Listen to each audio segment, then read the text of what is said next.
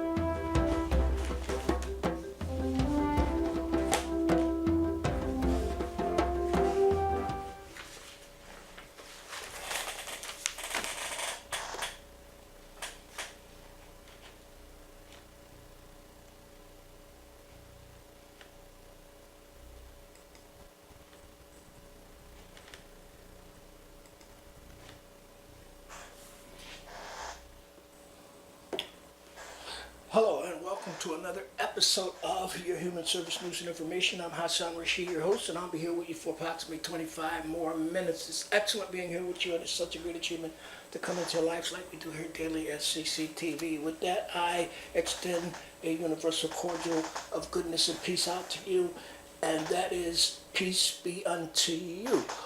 Okay, I guess you're wondering what was all that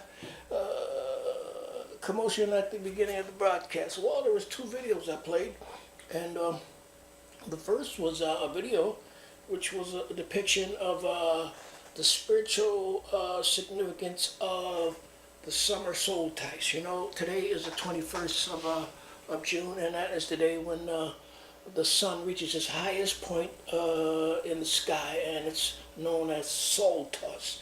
It goes there and it stands still, and it's called solstice. So I want you to remember that it's summer now, so don't be walking around in suspended animation still thinking it's still spring.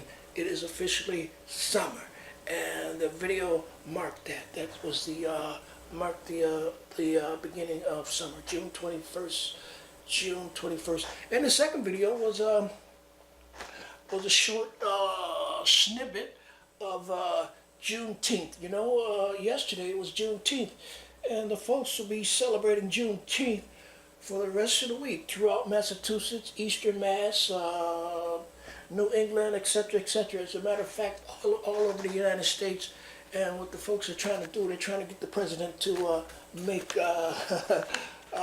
Juneteenth an official American holiday. So if you like to get in on that, what you can do is contact your elected officials, all your elected officials, and tell them you want Juneteenth to be recognized officially, okay? You want an official proclamation made at the local, state, and federal level for Juneteenth. Okay, we're going to get back to Juneteenth in a minute, but I got a few announcements I want to make.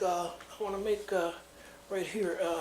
There's several big human service conferences coming up, and I'd like to just give you a little information. You don't have to worry; they're not too soon. We're talking about October, but the first one, Human Service Conference, is the I want to talk about is the National Organization for Human Services. They're having their 2018 annual conference this year in Philadelphia. That's not too far from here, so it's not out west.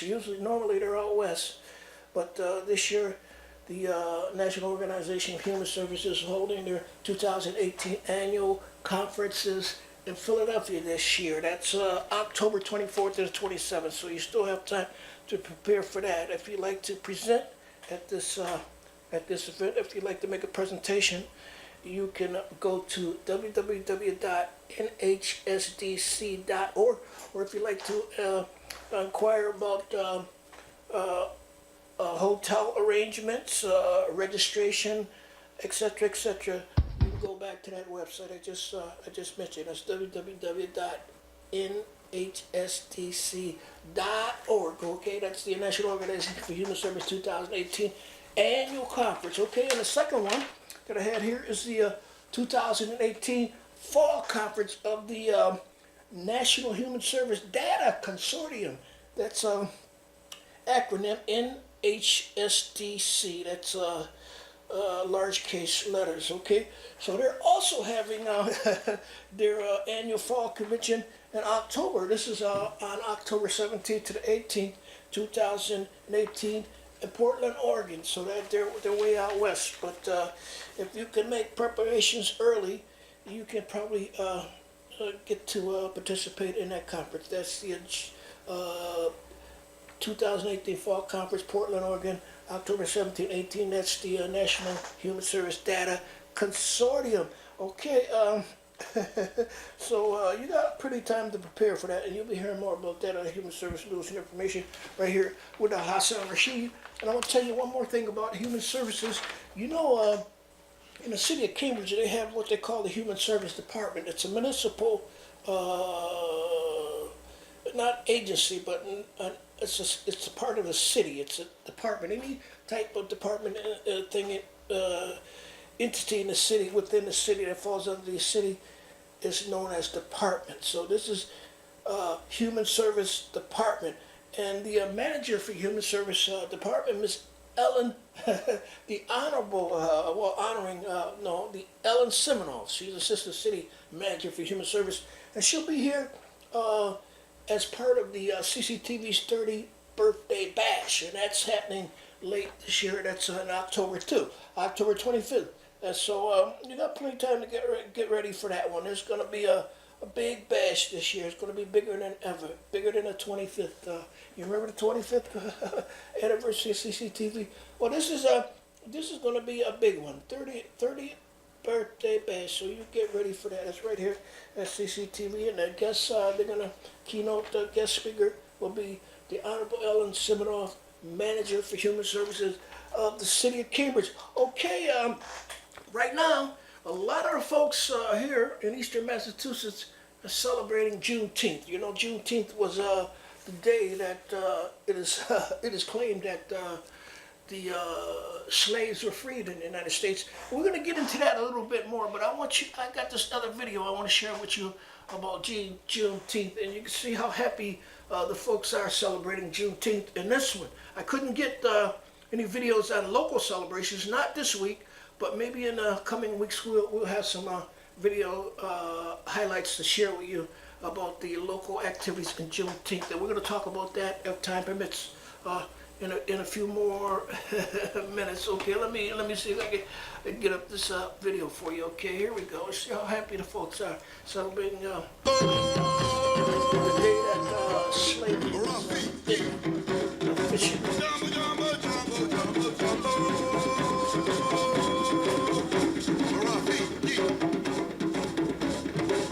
Juneteenth, or June 19th, 1865, is the date that the United States government communicated freedom to the remaining human beings that were enslaved. More than 2 years earlier, President Lincoln issued the Emancipation Proclamation on September 22, 1862, notifying the states in rebellion against the Union that if they did not cease their rebellion and return to the Union by January 1, 1863, their slaves would be forever free. Abraham Lincoln read the proclamation, which stated in part that on the first day of January AD 1863, all persons held as slaves within any state or designated part of a state, the people whereof shall then be in rebellion against the United States shall be thenceforward and forever free, and the executive government of the United States, including the military and naval authority thereof, will recognize and maintain the freedom of such persons, and will do no act or acts to repress such persons or any of them in any efforts they may make for their actual freedom. And I forward declare and make known that such persons of suitable condition will be received into the armed service of the United States to garrison forts, positions, stations, and other places, and to man vessels, all sorts in said service. And upon this act, sincerely believed to be an act of justice warranted by the Constitution upon military necessity, I invoke the considerate judgment of mankind and the gracious favor of Almighty God. Those states in rebellion ignored the proclamation. In addition, the proclamation did not apply to slaveholding states that did not rebel against the Union. This meant that hundreds of thousands of blacks were not covered by the proclamation. A Union-won Civil War and Constitutional Amendment would formally outlaw slavery. However, during the war, the state of Texas experienced an influx of slave owners who knew that the state was not overrun by Union troops. These slave masters, along with very little Union victories in Texas, prevented news from getting to blacks. Therefore, the enslaved human beings there did not know about the Emancipation Proclamation, which outlawed slavery in rebellious Texas. After the surrender of General Robert Lee on April of 1865, General Gordon Granger, along with over 2,000 troops, headed to Texas to communicate the news of victory and freedom to the enslaved blacks there. Granger arrived on June 18, 1865. The next day, standing on the balcony of Galveston's Ashton Villa, he read General Order Number 3, formally enforcing the Emancipation Proclamation. General Order Number 3 reads as follows. The people are informed that in accordance with a proclamation from the Executive of the United States, all slaves are free. This involves an absolute equality of personal rights and rights of property between former masters and slaves, and a connection heretofore existing between them become that between employer and hired labor. The freed are advised to remain at their present homes and work for wages. They are informed that they will not be allowed to collect at military posts and that they will not be supported in idleness either there or elsewhere. With this general order enforcement, over 250,000 remaining blacks in Texas were freed. Juneteenth, the celebration of emancipation, was born. The original festivals included rodeos, fishing, and baseball. Certain foods became synonymous with Juneteenth celebrations, such as barbecue, ice cream, and strawberry soda. Also, there are accounts of blacks tearing off their ragged garments and throwing them into the rivers. They then adorned themselves with clothes of their former slave masters. Today, Juneteenth is celebrated in more than 200 cities around the United States. On January 1st, 1980, Juneteenth became an official state holiday in Texas, granted it full state holiday status, a day when government employees have the day off. The National Juneteenth Observance Foundation and the National Juneteenth Christian Leadership Council are circulating a petition for Barack Obama, a supporter of Juneteenth, while the U.S. Senator to issue a presidential proclamation establishing 19th of June as National Juneteenth Independence Day in America. Everyone in this country should celebrate the commemoration of this country ridding itself of slavery.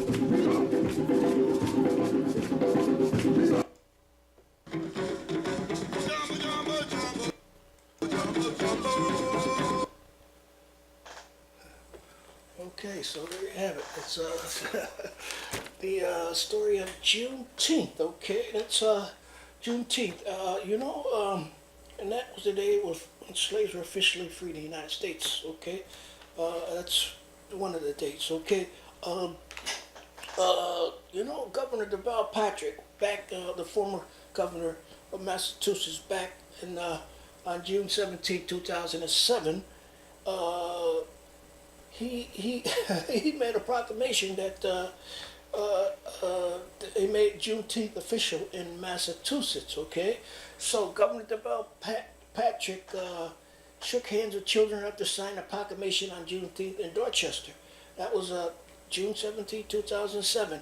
So Massachusetts follows 24 states that have recognized the date. Okay, so as smoke lifted from hundreds of barbecue grills and children sipped strawberry soda under tents yesterday in Franklin Park. Okay, that was June 17th, 2007 in Franklin Park. And I was hoping to get the video from this year's June 17th video footage from this year's June 19th celebration, Juneteenth celebration in Franklin Park over in Boston. But as of yet, I haven't been able to acquire it. But when I do acquire it, I'll share. Well, at this event in 2007, Governor Patrick signed a proclamation that makes June 19th a day of observance to commemorate the day in 1865 when the last people held as slaves in the United States learned they were free. So Massachusetts once again follows 24 states that have officially recognized the date. As Patrick held the proclamation of law, cheers erupted among the thousands of people who turned out for the Juneteenth celebration. So happy Juneteenth weekend. They'll be celebrating Juneteenth all over eastern Massachusetts. I have a few spots here. I want to tell you about two events. Okay, so the Mass Humanities. That's a charitable organization, a philanthropic organization. They're having a big humanities event. That's what they call it, and it's commemorating Juneteenth. And this is going to be held up in Lynn, Massachusetts. That's Saturday, June 23rd, 2 to 8. 1 p.m. to 5 p.m. Lynn, Massachusetts. Okay. Okay. I got the rest of that article. Right? So I had it right here, but that's all right. So they're having celebrations all over Lynn, Massachusetts, June 23rd, 1 p.m. to 5 p.m. And so Juneteenth is a state holiday commemorating African American freedom and achievement. The Lynn Juneteenth Festival will be an afternoon of musical performances, presentations, art, speeches, poetry, and fun for all ages. This will be a true community celebration of freedom. All are welcome. So North and South Common Street, Lynn, Essex County. That's northeast. So if you'd like to call and inquire about this event, you can call 781-315-2077. And they're at on the web. They're at www.facebook.com/Lynn Juneteenth. So the cost is absolutely free. So there's another event here, and this is a event not too far from Cambridge. It's right across the river at the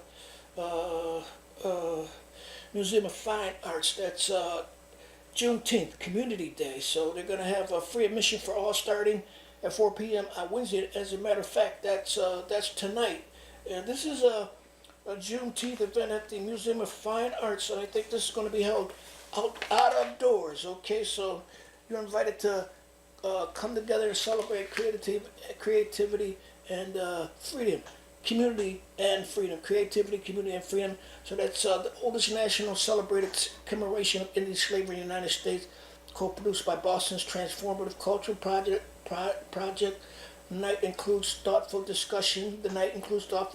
Powerful arts, engaging music, featuring local artists. So that's at the Museum of Fine Arts. That's right on the Huntington Avenue lawn, and they're gonna.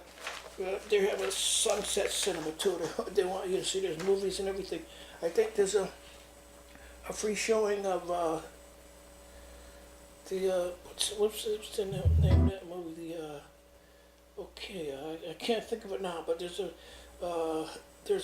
a free movie there. Okay, so and plus there's music, food, and everything else. It's at Huntington Street Museum of Fine Arts, and I don't have the exact, but okay, I got it right now. Okay, sorry about that. That's a Museum of Fine Arts, 465 Huntington Avenue, Boston, Massachusetts. Okay, and have a lot of fun from 4 to about I don't know, maybe 10 at night. Okay, I know what the movie is. The movie is Black Panther, so you get on out there and see it. It's absolutely free. Okay, there's another. Well, I guess not. All I'm just saying is keep in mind that the 30th anniversary of CCTV is going to be held in October this year. So you keep that right on the tip of your tongues, and coming out and make it make it much better than the 25th anniversary, which was huge, and this is going to be huger. Okay, I'm Hassan Rashid. You know it's always excellent being here with you, and it's such a great achievement to come to you like we do, and thank you for joining us once again. So until next time, I leave you with a reminder that superior wisdom can never be subjected by inferior wisdom. So until next time, once again I extend universal cordial out to you, and that is peace be unto you. Okay, let's see if we can get that back on. Hold on.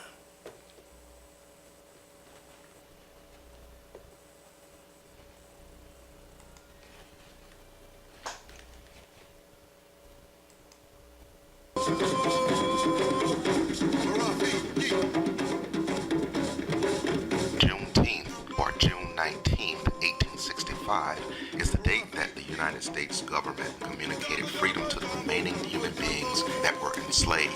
More than 2 years earlier, President Lincoln issued the Emancipation Proclamation on September 22nd, 1862, notifying the states in rebellion against the Union that if they did not cease their rebellion and return to the Union by January 1st, 1863, their slaves would be forever free. Abraham Lincoln read the proclamation, which stated in part that on the first day of January AD 1863, all persons held as slaves within any state or designated part of a state, the people whereof shall then be in rebellion against the United States shall be thenceforward and forever free, and the executive government of the United States, including the military and naval authority thereof, will recognize and maintain the freedom of such persons and will do no act or acts to suppress such persons or any of them in any efforts they may make for their actual freedom. And I forward declare and make known that such persons of suitable condition will be received into the armed service of the United States to garrison forts, positions, stations, and other places, and to man vessels all sorts in said service. And upon this act, sincerely believed to be an act of justice warranted by the Constitution upon military necessity, I invoke the considerate judgment of mankind and the gracious favor of Almighty God.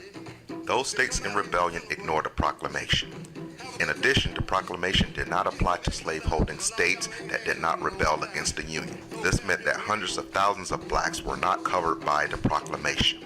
A Union-won Civil War and Constitution Amendment would formally outlaw slavery. However, during the war, the state of Texas experienced an influx of slave owners who knew that the state was not overrun by Union troops. These slave masters, along with very little Union victories in Texas, prevented news from getting to blacks. Therefore, the enslaved human beings there did not know about the Emancipation Proclamation, which outlawed slavery in rebellious Texas.